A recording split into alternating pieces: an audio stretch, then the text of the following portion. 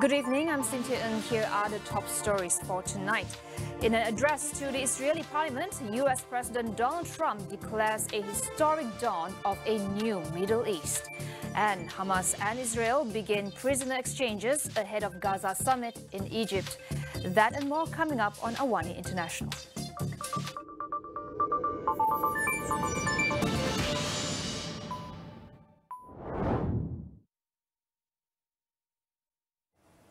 U.S. President Donald Trump hails a historic dawn of a new Middle East in his address at the Israeli Knesset as a ceasefire takes effect in Gaza. The speech that ran over an hour mostly praised several members of his administration and Israeli Prime Minister Benjamin Netanyahu for ending the war. The president also expressed readiness to strike a peace deal with Iran whenever Tehran is ready, adding that it will be the best decision Iran has ever made.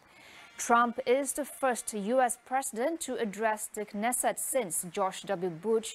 Bush during Israel's 60th anniversary celebration in 2008. Earlier, as he arrived in parliament, Trump reportedly told journalists that Hamas will comply with a plan to disarm. He previously indicated that Hamas surrendering its weapons will be addressed in the second phase of the peace plan, although the group has publicly rejected the idea. Trump is scheduled to head to Sharm el-Sheikh, Egypt, after leaving Israel to take part in a signing ceremony for the first phase of his plan for Gaza. World leaders, including Palestinian President Mahmoud Abbas, will attend. Netanyahu was also invited by Trump but declined due to the timing's proximity to the beginning of a Jewish holiday. You are committed to this peace. I am committed to this peace. And together, Mr. President. Dozens of buses carrying freed Palestinian detainees arrived in Gaza and the West Bank following Hamas's release of all 20 remaining Israeli hostages under the U.S. brokered ceasefire deal. Just an hour ago, Israeli authorities finished freeing all 1,968 Palestinian prisoners as part of the exchange agreement. Israel's military said the final living 13 Israeli hostages were handed over to the International Committee of the Red Cross earlier in the day, following the release of a first group of 7.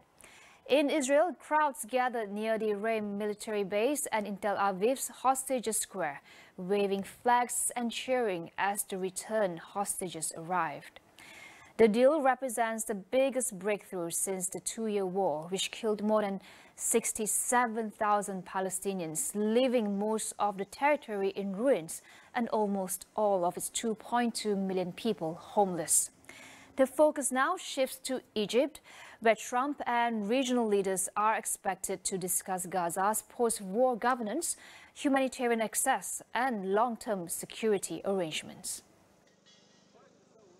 In your view, is the war between Israel and Hamas over? The war is over. The war is over, okay? Do you understand that? Mr. President, is the ceasefire going to hold? Are you confident the ceasefire will hold? Say it. Are you confident that the ceasefire is going to hold? I think so. I think it's going to hold. I think people are... a lot of reasons why it's going to hold. But I think people are tired of it. It's been centuries, okay? Not just recent, it's been centuries. I think people are tired of it. Yeah, the ceasefire is going to hold, and we'll Mr. President, how soon will that new governing body be in place? very quickly, and everybody wants to be a part of it. You're talking about the Board of Peace? Right. Tony Blair, yourself. Everybody wants to be a part of it. I've had calls from all of the leaders of countries. They all want to be a part. I mean, the leaders themselves, they're not going to send somebody. They want to be a part of it. And I like Tony. I've always liked Tony, but I want to find out that he's an acceptable choice to everybody. Former UK Prime Minister Tony Blair may have won the backing from the Palestinian Authority to help rebuild Gaza after a meeting in Jordan over the weekend.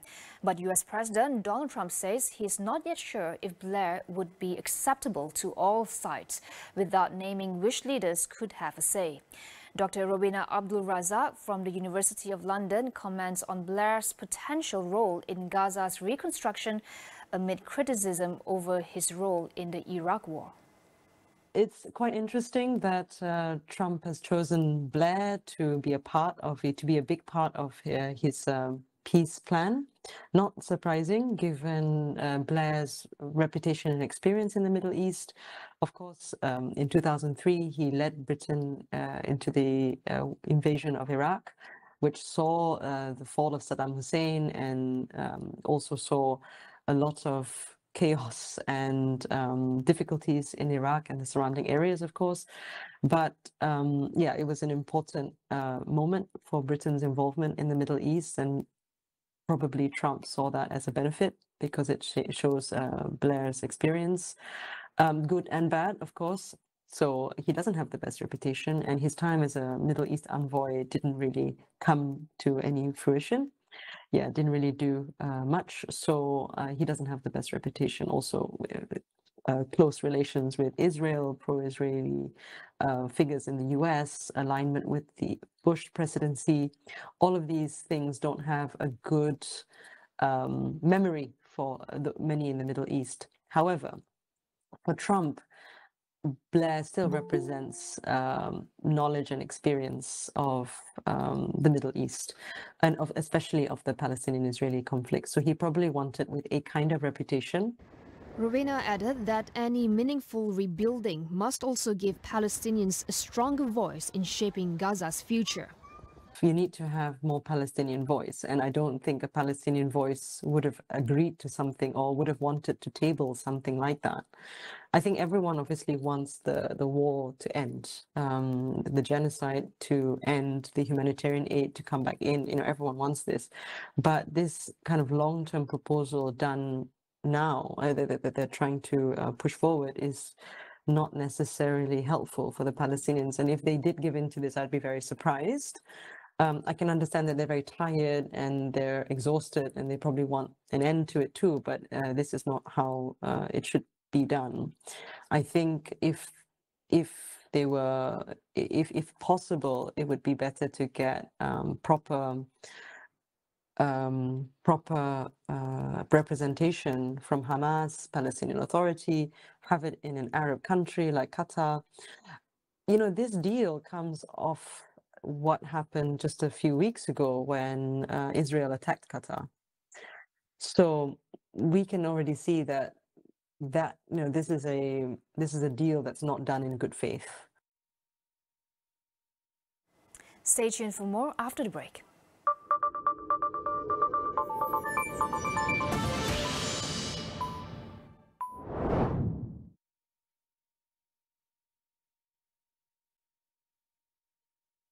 Di dalam setiap berita yang dibawa, konteks amat penting.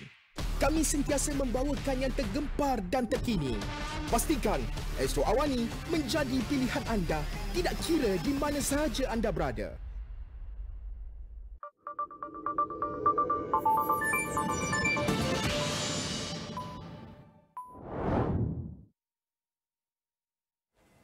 Welcome back.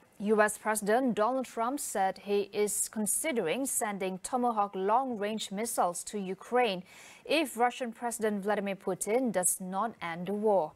Trump said the decision is still under review, but he could very well do it.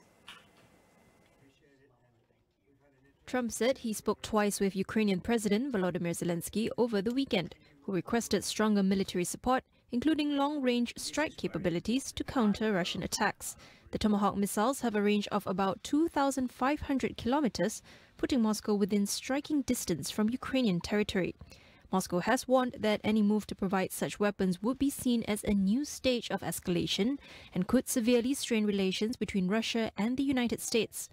Trump, however, said he may authorize NATO to supply Ukraine with Tomahawk missiles if Putin fails to end the war. Zelensky and Trump also discussed improving Ukraine's air defenses as Russia continues to target energy infrastructure and cities across the country with missiles and drones. China warns it will retaliate against any new U.S. tariffs, signaling it is not afraid of a possible trade war.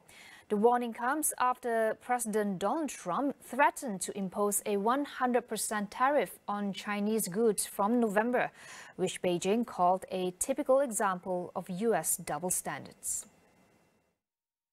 The latest 100% duty would effectively reinstate a trade embargo lifted earlier this year. The latest flare-up began Thursday when China expanded controls on rare earth exports, prompting a sharp countermeasure from Trump. U.S. Treasury Secretary Scott Bessent said on Monday that both sides held substantial communications over the weekend, and Trump is on track to meet Chinese leader Xi Jinping in South Korea end of the month to ease trade tensions. The Dutch government has taken control of chip maker Nexperia, citing fears that its Chinese parent company, Wingtech, could transfer sensitive technology to China. Authorities said the move protects Dutch and European economic security and gives the government power to block company decisions deemed harmful. Despite the move, production at Nexperia, headquartered in Nijmegen, can continue as normal. Nexperia makes semiconductors used in European cars and consumer electronics. The announcement sent Wingtech's shares down 10% in Shanghai on Monday. Nexperia said it is consulting lawyers and seeking government support to protect its rights.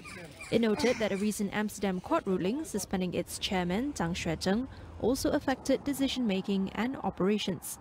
Wingtech was placed on the United States Entity List in December 2024 over national security concerns.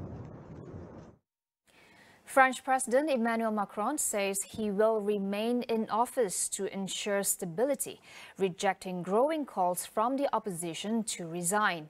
He also called on the country's fractured parliament to deliver stability rather than trigger another government collapse. Macron reappointed Prime Minister Sébastien Lecornu on Sunday and unveiled a new cabinet, keeping most senior ministers in place despite opposition demands for change. The government faces intense pressure to pass the 2026 budget in a deeply divided parliament. Both the hard-left France Unbowed (LFI) and the far-right National Rally have announced plans to file no-confidence motions this week, putting Lecornu's premiership in jeopardy again. Macron's second and final term will end in 2027. South Korea's defense minister Ang Yu-baek said on Monday that North Korea is likely receiving technology from Russia to advance its submarine program. Pyongyang has long aimed to develop submarines capable of launching ballistic missiles and has already test-fired missiles from underwater platforms. The comment comes as concerns grow over increasing military ties between Moscow and Pyongyang.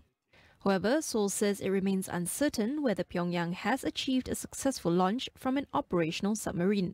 Over the past 2 years, the North Korean regime and Russia have deepened military cooperation, with Seoul estimating that Pyongyang has sent over 10,000 troops to support Moscow in Ukraine in exchange for economic and technological aid. The United States has accused Russia of violating UN resolutions and urged it to stop all arms-related cooperation with North Korea. U.S. Vice President J.D. Vance warns more federal layoffs are likely as the government shutdown enters its third week. Hundreds of thousands of employees are already on leave without pay, and no congressional vote has been scheduled to reopen the government. The Trump administration announced on Friday that 7 agencies, including the Centers for Disease Control and Prevention, had begun cutting over 4,000 jobs. Essential workers such as federal law enforcement officers and air traffic controllers continue to work without pay. Services like Smithsonian Museums, research centers, and the National Zoo in Washington, D.C. have also shut down. Exceptions have been made for some essential personnel, including American troops. President Donald Trump reportedly directed Secretary of War Pete Hegseth to find available funds to cover troop wages this week. The Pentagon may divert around $8 billion from research and development funds to pay service members if the stalemate continues. That wraps up AWANI International for tonight. Stay with us as we track the rivalries, strategies, and power shifts shaping the new global order. For more updates, visit international.astroawani.com and follow us on social media. I'm Cynthia Ng. Thank you for watching and good night.